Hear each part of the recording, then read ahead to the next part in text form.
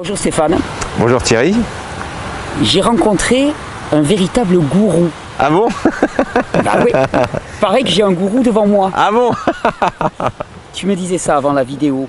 Et j'ai bien aimé ta définition du mot gourou. J'aimerais bien qu'on commence comme ça. Oui, d'accord, si tu veux. Oui, c'est ça qui est intéressant parce qu'en fin de compte, on va se rendre compte que beaucoup de gens sont des gourous. Hein. Alors c'est vrai que le terme gourou a été très peu ou très mal expliqué parce qu'on l'a souvent associé avec la notion de maître et surtout d'escroc. Oui. Mais en Inde, le terme gourou est tellement noble et tellement beau que ça vaut le coup d'être expliqué. Il y a deux racines, il y a la racine gou et il y a la racine rou. Et en sanskrit, rou veut dire lumière, connaissance, et gou veut dire ignorance ou ténèbres. Donc gourou, c'est celui qui enlève l'ignorance, qui enlève les ténèbres pour aller vers la lumière, vers la connaissance. Donc c'est le passeur, c'est la personne qui apporte un savoir qui va permettre à l'autre de passer. Voilà, c'est un guide. Alors c'est vrai qu'une personne qui a maîtrisé un art comme la guitare, comme la harpe, comme la sitar, ou peut-être comme les mathématiques, les sciences, en Inde, il sera appelé gourou. Parce qu'il transfère un savoir, une connaissance à quelqu'un d'autre. Donc il enlève une certaine ignorance. Et c'est ça qui est magnifique dans ce terme-là. Donc toi, par exemple, Thierry, tu es aussi un gourou. Ah, mais on n'arrête pas de me le dire. On n'arrête pas de me le voilà. dire. Donc j'assume. Voilà, tu assumes. Et puis une personne qui va peut-être, ceux qui nous écoutent, quelqu'un qui enseigne la guitare, vous êtes aussi un gourou. Voilà, parce qu'il prend une autre dimension. Alors c'est vrai que maintenant, dans la tradition indienne, védique plus particulièrement, celui qui enseigne la sagesse, la connaissance, la spiritualité est appelé Satguru. Voilà. Et Sat, ça veut dire quoi? Sat, ça veut dire la vérité. D'accord. La vérité avec un grand V dans le sens, ce qui va nous amener à une meilleure compréhension de nous-mêmes. Ça c'est, voilà, Satguru. Alors, est-ce que tu aimes les histoires? Non, vas-y, j'aime beaucoup les histoires. Bon, parce que j'adore raconter les histoires et puis justement, il y a une histoire qui s'appelle... en position. Ah ouais, si tu veux, parce que il y a une histoire qui s'appelle Le maître aux trois gourous. Alors justement, c'est un maître, alors tu sais comment commencent les histoires, hein. Il y a très longtemps, dans un pays très lointain, il y avait un maître. Et ce jour-là, il se promenait sur la plage avec son disciple. Et dans ce moment intime, le disciple pose la question au maître. Il dit, maître, j'aimerais savoir qui a été ton maître. Et le maître lui répond, ah, tu sais, j'ai eu 3 maîtres. Le disciple, interloqué, lui dit, mais comment ça? Je croyais qu'on devait avoir un seul maître dans toute notre vie. Il dit, oui, mais moi j'ai eu 3 maîtres. Alors le disciple lui demande, mais qui a été ton maître, ton premier maître? Mon premier maître, c'était un chien. Un chien? Non, toi, le plus grand sage de la région, un chien a été ton maître. Eh oui. Un jour, je me promenais dans mon jardin, et puis il n'avait plus énormément, il y avait des flaques d'eau. J'entendais aboyer, aboyer, aboyer. Je me suis rapproché, et j'ai vu un chien, il aboyait contre son propre reflet. Et à un moment donné, j'ai vu ce chien sauter dans la flaque d'eau. Son reflet a disparu, il s'est secoué un peu, il est parti. Il m'a appris ma première grande leçon. Il m'a appris que les peurs n'étaient qu'une illusion. Et lorsqu'on y fait face, elles fondent comme neige au soleil. Alors qui a été ton deuxième maître? Ah, mon deuxième maître, mon deuxième maître. J'étais en pèlerinage, il pleuvait des cordes et il était déjà très tard dans la nuit. Je me suis abrité sous un arbre, assis sur un tronc d'arbre. Et voilà, comme aujourd'hui, Thierry. Et puis, je me suis dit, tiens, aujourd'hui, Dieu m'a ni nourri, m'a ni apporté un lit pour dormir. Et au moment même où je me suis dit ça, un monsieur est venu s'asseoir à côté de moi. Et il m'a regardé, il m'a dit, mais qu'est-ce que tu fais tard dans cette région? Mon bon ami, c'est bien dangereux. Je dis, oh, je suis un sage en pèlerinage. Mais aujourd'hui, c'est vrai, Dieu ne m'a pas donné un gîte et un couvert. Il dit, écoute, si, la preuve, je suis venu te chercher. Il m'a amené chez lui, il m'a donné de la nourriture, il m'a donné son lit, que je puisse me reposer. Et il est reparti. Il est rentré tôt le matin, il est reparti tard la nuit, tôt le matin, tard la nuit, jusqu'à un moment donné, je lui dis, mais que fais-tu, mon bon ami, pour partir comme ça, tard le soir, revenir tôt le matin? Et il m'a avoué qu'il était un bandit, un voleur. Et je l'ai regardé et je dis, mais je ne t'ai jamais revenu avec un butin. Comment ça se fait alors? Ah, il dit, je sais. Mais si Dieu le veut, demain ça sera différent. Il m'a appris La persévérance. Et qui a été ton troisième maître alors? Eh bien, mon troisième maître, ça a été un enfant. Je me promenais un matin, de bonne heure, et j'avais un air espiègle. J'ai rencontré un jeune garçon, et j'ai pris ma boîte d'allumettes, j'ai gratté l'allumette, je l'ai regardé, et je lui ai dit, d'où est-ce que la flamme est venue? Il m'a regardé, il a soufflé sur la flamme, et il m'a demandé, où est-ce qu'elle est partie maintenant? Il m'a appris l'humilité. Et donc, en fin de compte, cette histoire raconte vraiment parfaitement que la vie est notre gourou. Et notre capacité à apprendre des situations, à apprendre des rencontres, hein, comme c'est la première fois qu'on se rencontre, et on a tellement de choses à partager, tellement de choses à apprendre l'un de l'autre, comme à travers toutes les personnes. C'est comme ce matin, j'étais à Argelès, c'était la première fois où j'étais là, première ville où je mets les pieds pour, je sais pas, j'avais entendu parler d'Argelès-sur-Mer, mais je n'avais jamais mis les pieds dans cette ville. Et lors d'une rencontre où je faisais du stop pour aller au centre-ville, alors en fin de compte, ce monsieur s'appelle Momo. Oui, une histoire excellente que tu parles. Ah, voilà, une histoire magnifique, et ça c'est du vécu. Il me dit, oh non, tu peux y aller à pied de toute façon parce que la ville c'est vraiment tout proche. Et si tu veux, tu peux m'accompagner parce que j'y vais aussi. On fait le chemin, on parle de tout, de l'histoire. Je dis, ah oui, il y a un château. Il dit, non, non, c'est pas un château, c'est une église. Puis on en vient à parler de Jésus, du Christ. Et puis il me parle d'un monsieur qui a eu une vie particulière, qui était punk, et puis en fin de compte, qui va donner sa vie à enseigner les enseignements de Jésus. Et là, je lui dis, oui, ça ne serait pas Patrick Fontaine? Il me dit, comment tu connais son nom? Je dis, ah, j'ai un ami qui le connaît bien, en tout cas une personne qui le connaît bien, un certain Alan, et puis je vais rencontrer un autre de ses amis qui s'appelle Thierry. Excellent. Imagine, la première personne que je rencontre en sortant de mon hôtel, c'est Momo, et il va m'amener jusqu'à Argelès, et il va me faire rencontrer Irène, qui est une personne qui s'occupe de l'église d'Argelès, et pendant plus d'1 heure et demie, elle va me raconter l'histoire de cette église.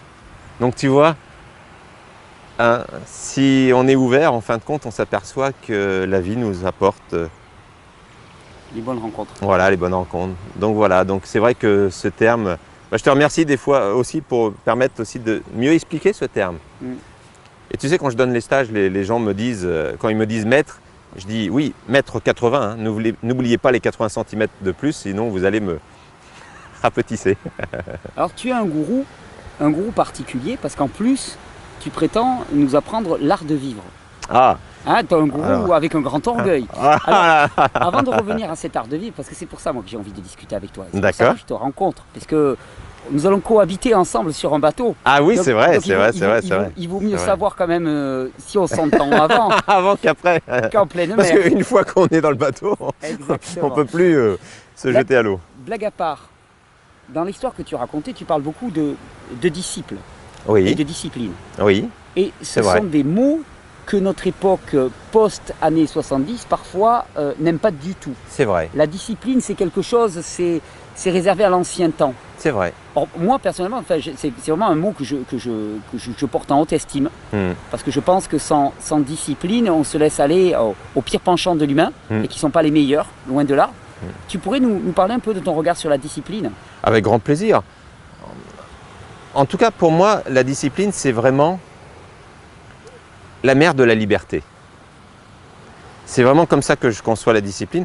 D'ailleurs, il y a deux aspects. Hein. Quand tu prends au niveau de ta vie, au niveau de ta naissance, à un moment donné, il y a des règles qui te sont imposées par tes parents. Oui. Quand tu évolues dans la société, il y a des règles que la société nous impose. Par exemple, si tu prends ta voiture, eh ben, en France, tu vas rouler à droite. Oui. Tu t'es pas trompé. Voilà, parce que comme j'habite en Écosse, je me suis dit... J'ai vu qu'il y avait autant d'hésitation. Est-ce qu'il va se voilà. Bon. Et en Écosse... Il n'a pas conduit là jusqu'à présent. Non, c'est vrai, je ne conduis plus d'ailleurs.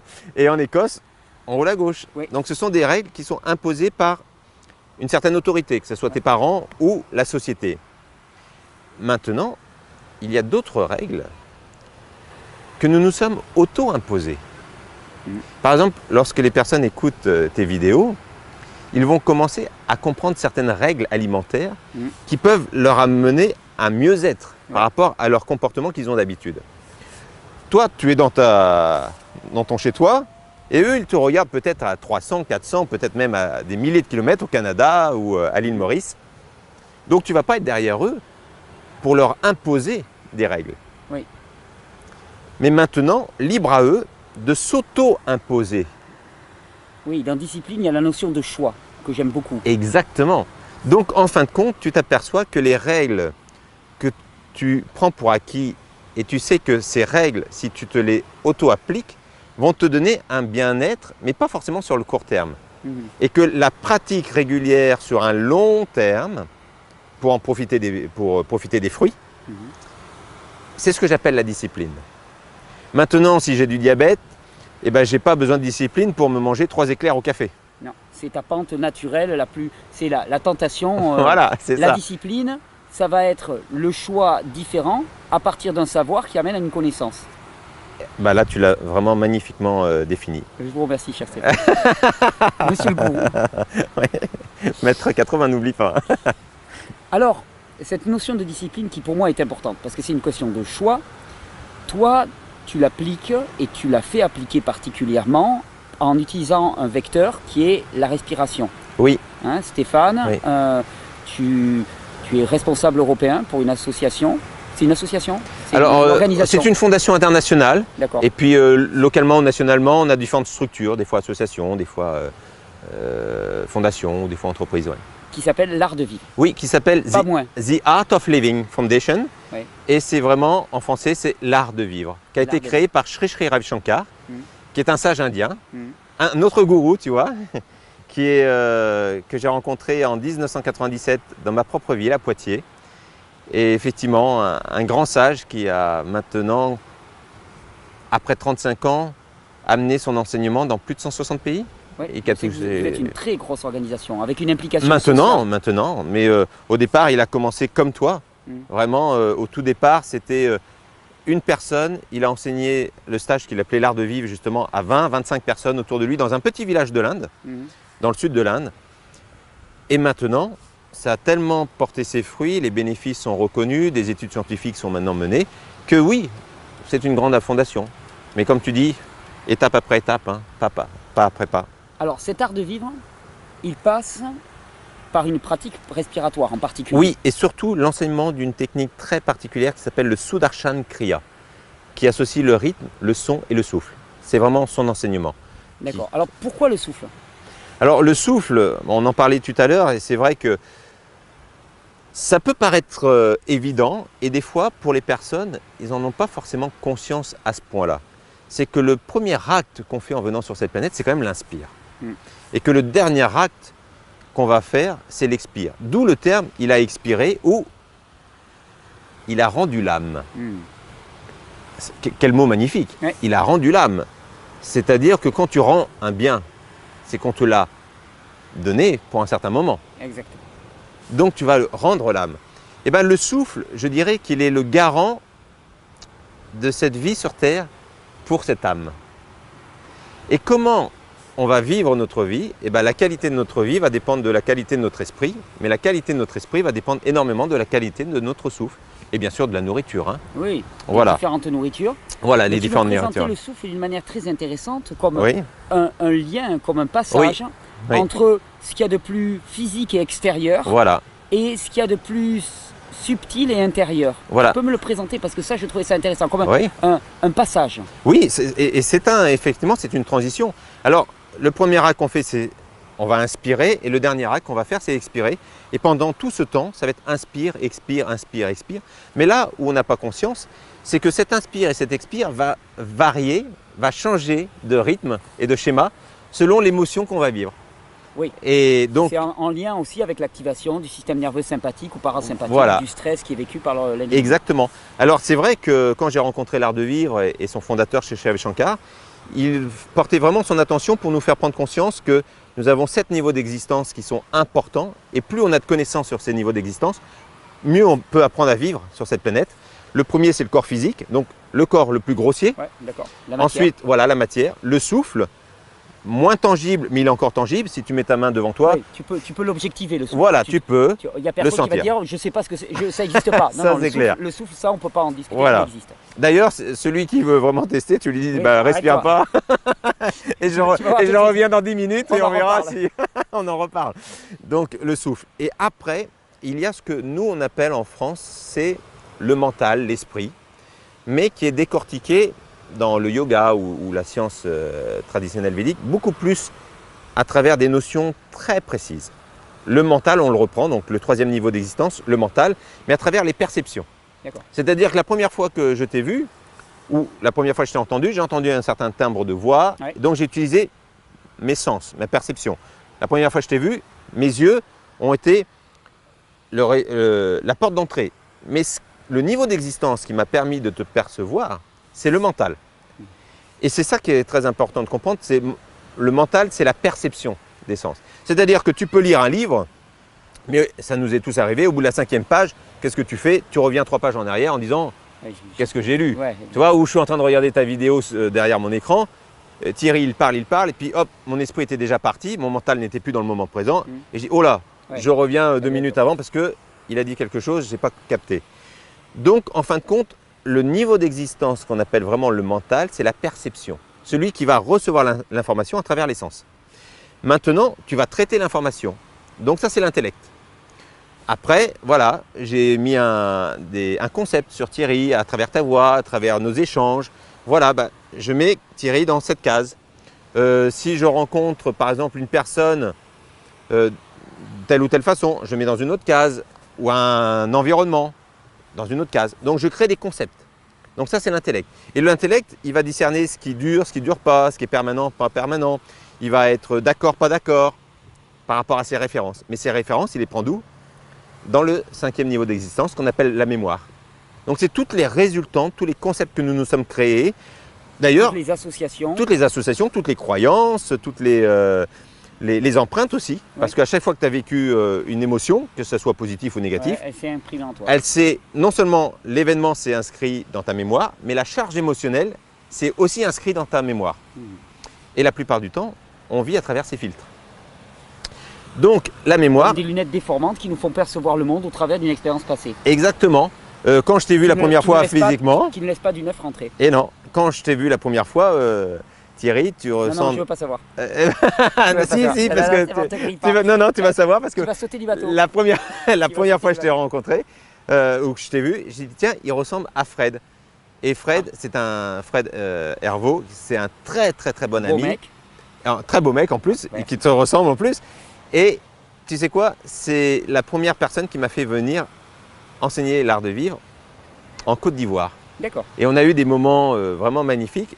Et donc, ma mémoire, qu'est-ce qu'elle a fait? Ah tiens, Thierry, Fred, donc même domaine. Positif, ouais, c'était positif. Donc tu me gardes sur ton bateau. C'est bon. Donc ça, c'est la mémoire. Et imagine que maintenant, on va vivre à travers cette mémoire. Si je rencontre dans un nouveau travail une personne qui ressemble à une personne qui m'a fait vivre des émotions très fortes, négativement cette fois-ci, qu'est-ce que la mémoire va me dire? Attention. Attention. Attention. Pourquoi? Méfie-toi de lui. Et oui, parce qu'on n'a pas éliminé la charge émotionnelle négative, l'empreinte psychologique associée à l'événement. Donc maintenant, le 6e niveau d'existence, c'est l'ego. Au-delà de cela, je dirais que cette identification a le moi, je, ce qui crée la séparation. Quand tout va bien avec lui, ça va, tu es naturel, mais quand lui prend le dessus, effectivement, tu peux rentrer dans un orgueil mal placé, tu peux te mettre des masques. Soit le mec hyper cool, mais en fin de compte, derrière ça, tu n'es pas cool. Soit celui qui rigole tout le temps, mais c'est pour cacher un mal-être.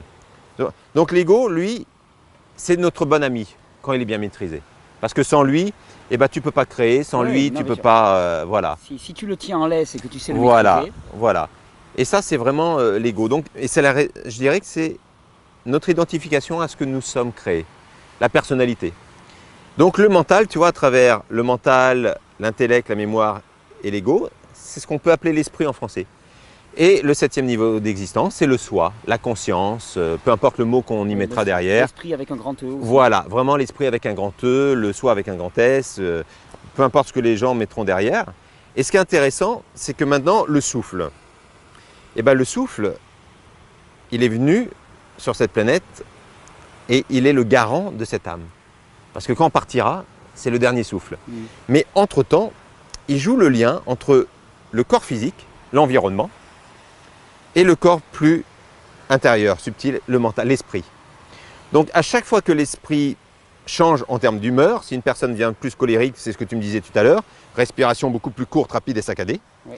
Si une personne a une peur, respiration en suspens. Une personne qui est triste, elle expire plus qu'elle inspire. Et une personne qui est joyeuse, elle inspire plus qu'elle expire. Donc à chaque fois qu'on vit une émotion, notre schéma respiratoire est modifié.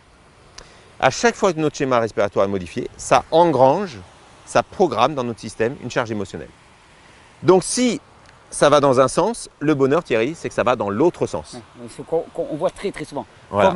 Comme l'état émotionnel génère la posture et la posture génère l'état émotionnel. Exactement. Et il y a des allers-retours entre les deux et ça peut être une porte d'entrée fabuleuse quand il y a des blocages qui sont réalisés. Exactement. Donc le but, au lieu que ça soit l'émotion qui change ton schéma et qui engrange un certain conditionnement, eh ben on fait l'inverse, c'est-à-dire à travers un protocole respiratoire associé à un certain rythme, certains sons, ce qui va se passer, on va aller déloger les charges émotionnelles qui se sont enregistrées. Ça, c'est un aspect. L'autre aspect, beaucoup plus technique, mais je pense que ça t'intéressera, c'est qu'il faut savoir qu'à chaque fois qu'une personne respire, soit elle est bloquée au niveau de l'abdomen, soit elle est bloquée au niveau du thorax, soit elle est bloquée au niveau de la respiration claviculaire. Alors que chaque partie respiratoire va prendre soin de développer une partie des poumons, basse pour la partie abdominale, médium pour la partie thoracique et supérieure, c'est la partie haute des poumons, avec la respiration claviculaire. Lorsque on commence à prendre la respiration yogique, la respiration complète, on va remettre notre système en place. C'est-à-dire que de 20-30% de capacité respiratoire, on va tendre à chercher… Oui, d'une façon purement mécanique. Ah oui, là c'est vraiment l'aspect mécanique. Et puis il faut savoir qu'on a des millions de bronchioles qui créent les bronches. Ces bronchioles… Je dis bronchioles, moi je dis bronchioles. Oui, c'est des bronchioles en fin de compte. Ça fait très technique, bronchioles. Oui, exactement. Hein, et puis c'est plus jeu. Ouais, tu parles des bronchioles. Voilà. Suite, là. Exactement. Donc, il est écossais. on va lui pardonner. Donc les bronchioles, en fin de compte, qui constituent nos bronches, hein, ce qui va se passer, c'est qu'ils sont créés de capillaires et d'alvéoles. Donc ces alvéoles sont créés par ces petits capillaires sanguins. Et il faut savoir que même si on en a des millions, il y en a, comme on respire très mal, il y en a beaucoup qui ne sont pas actifs, qui sont inactifs. Donc il faut savoir que le sang passe à travers ces capillaires, donc ces tuyaux, et il va repartir, le sang va repartir.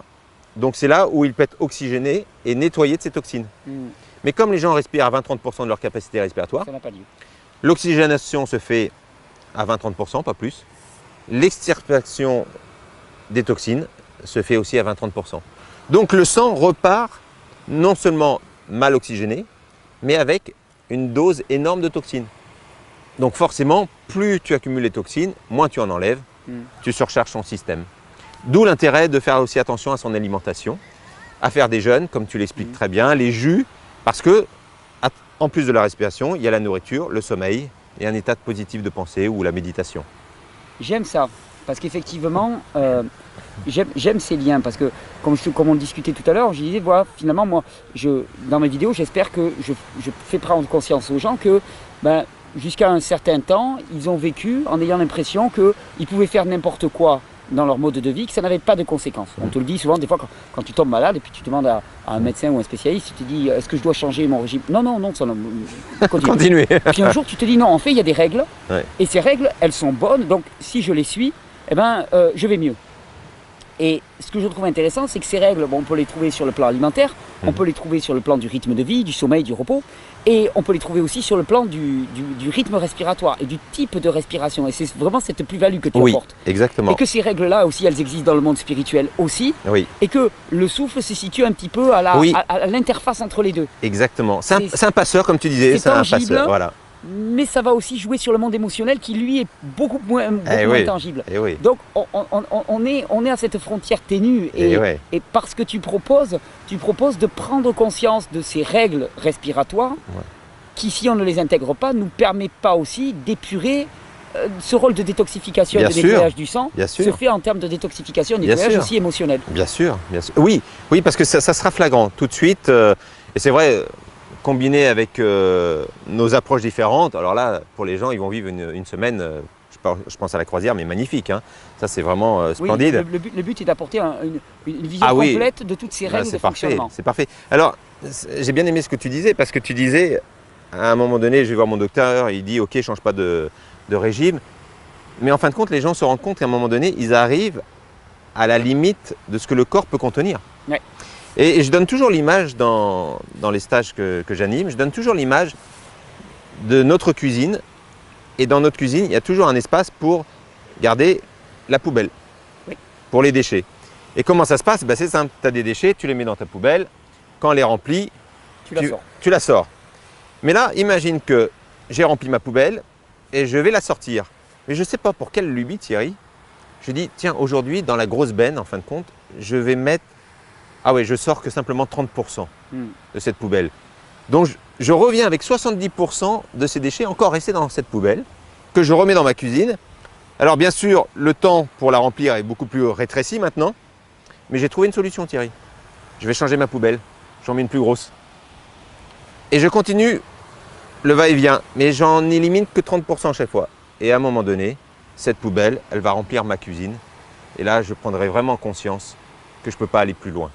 Et c'est exactement ce qui se passe avec un corps physique. Quand tu arrives dans les grosses maladies, quand tu arrives dans les grosses déprimes, quand tu arrives à un mal-être qui est énorme, le message, il est clair, c'est ok, ta poubelle, elle est remplie au point où ton corps ne peut plus gérer. Et alors j'ai rajouté une petite subtilité, si tu permets, ouais, bien sûr, dans ton histoire. Oui. C'est que ta poubelle dont tu ramènes les 70%, le lendemain, les 70% qui sont restés, mais automatiquement, ils vont avoir attiré des mouches, des petits parasites, des vermines, des microbes. Exactement. Et là, tu vas aller consulter un spécialiste et qu'est-ce qu'il va te dire? Il va te dire, attendez, j'ai un antimicrobien pour vous. Alors que la solution, c'est de dire, mais non, mais attends, tu as ramené 70% de ta poubelle, il faudrait la sortir. Non, lui, il va te vendre un antimicrobien, mais qui ne va servir à rien, puisque si tu ramènes chaque jour 70%, il te faudra chaque fois davantage d'antimicrobiens. Tu ne vas pas jouer sur le terrain, tu vas jouer sur le symptôme. La poubelle, c'est un symptôme, l'accumulation de déchets, c'est un symptôme. Si tu m'autorises, je reprendrai ça maintenant pour mes stages. Il n'y a pas de copyright. Il n'y a pas de copyright. Il n'y a pas de copyright. Il n'y a pas de copyright. Alors, moi, ce qui m'intéresse aussi beaucoup dans notre rencontre, c'est que ta fondation, ta fondation. Non, c'est pas la mienne, c'est pas la mienne. La fondation dont tu fais partie, que tu représentes, a délibérément une pratique par le souffle, hein, pour permettre aux gens de mieux explorer leurs émotions.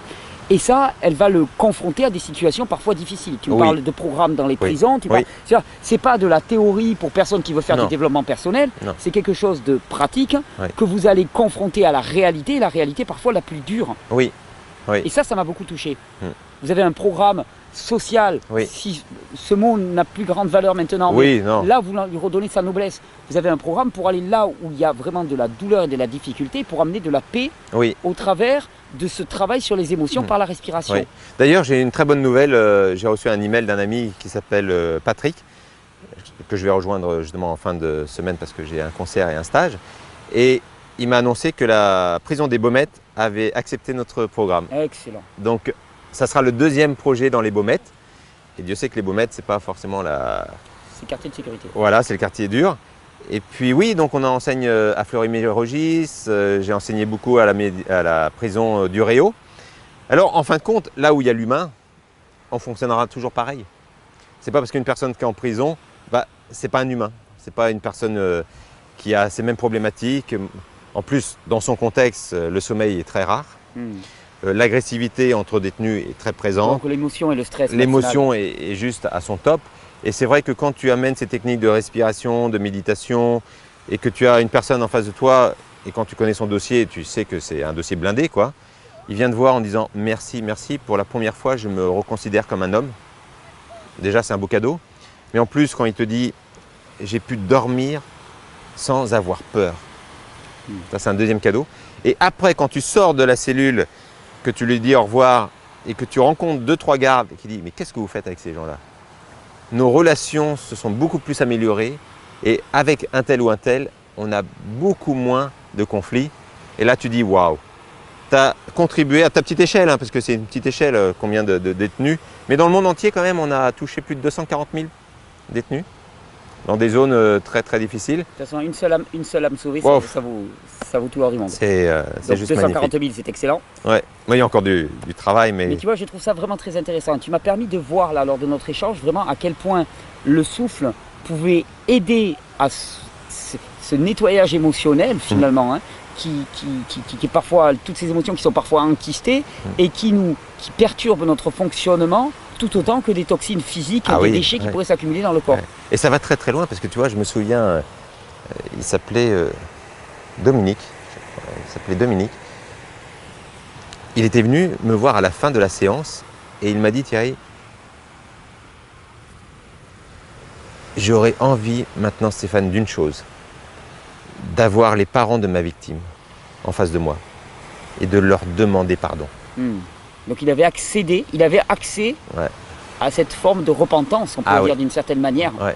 Oui, parce qu'une fois que tu commences à décharger ton système, tu t'aperçois qu'en fin de compte, ce qui était pur de ton esprit va ressurgir.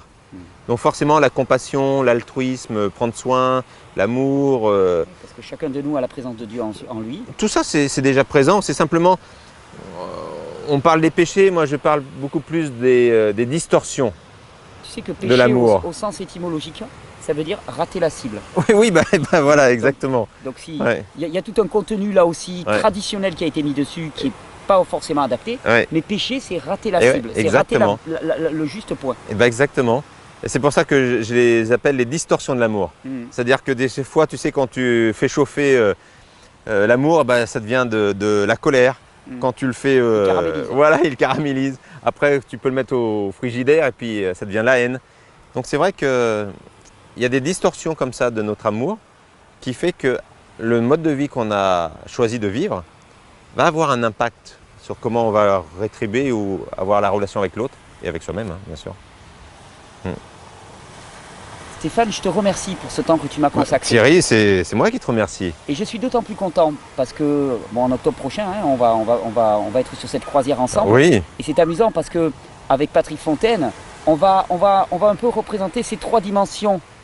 Moi qui vais essayer de transmettre, en bon gourou que je suis, voilà, maintenant.